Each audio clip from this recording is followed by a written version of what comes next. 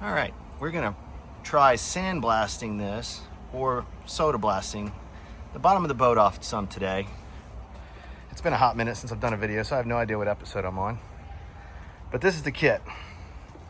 I found this guy online, and this stick goes in your media and pulls it through this tube into this gun out your pressure washer. And you want about a 3,000 PSI pressure washer.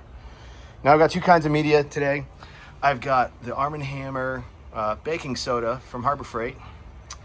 And I've also got a bag of play sand that's pretty clean and dry. A friend gave me. I'm gonna give that a shot and kind of compare the two and see which one does better. So I've got some clean buckets. You can see how chunky the sand is compared to the baking soda. Of course, this is $50 a bag and this was free. So we're gonna try them both. And we're gonna hook this bad boy up and shoot some video.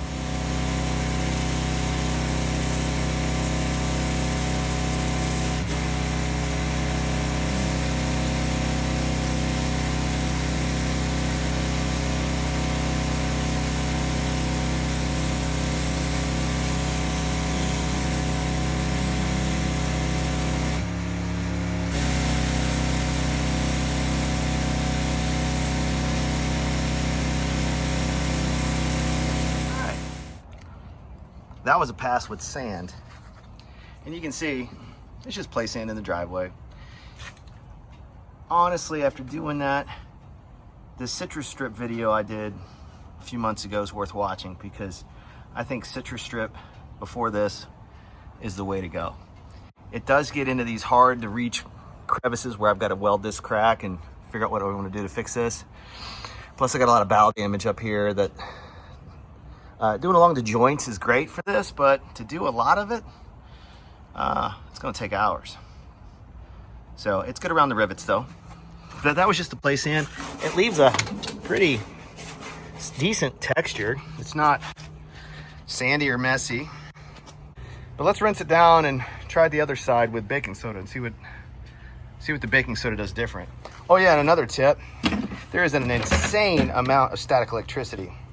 It will shock you very, very much when you touch the metal. You could hear it crackle when I touched it. And it makes the hair on your arm stand up coming through the rubber tube. So not bad for I think it's a $30 tool. I'll post it in the comments, I think. I think I got it on Amazon. Not making any money off of it. It's just fun to try some new toy. So yeah, so now we're gonna switch to the baking soda. I was gonna switch to the other side, but I don't want to. It's too much work to move everything. Light's better over here. So we're just gonna keep going down the hall and compare the free play sand to the $50 baking soda. All right, we've blown through a good bit of sand, probably 40 pounds of sand on this area up here. And then back here, let's see, the baking soda definitely flows a little smoother. They both actually do about the same job on this.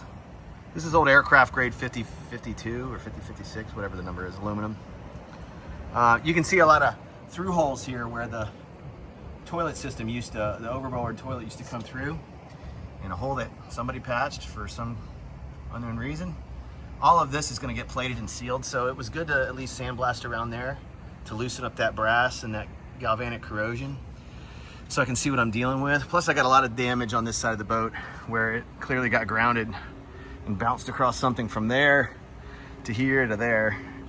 So all that's gonna get fixed up, hopefully, unless we find some major case to turn this into a salvage project. And you can see some dents in the bottom here, and these runners that might hammer out from the inside, or we just might live with them because it's an 80-year-old boat, close to it. But I think citrus strip's a better way to go for getting us old paint off. It's what I did on the sides, and it was 10 times easier. I mean, it's messy. I didn't want to crawl into the trailer. But what I did was I jacked the boat up in this precarious fashion and stuck this old Sky Paul underneath, which is more than strong enough to hold it because the thing only weighs about 350 pounds suspended on one end. So this got me off the bunks so I can get under here. So I'm gonna hit this with the pressure washer to get the loose paint off.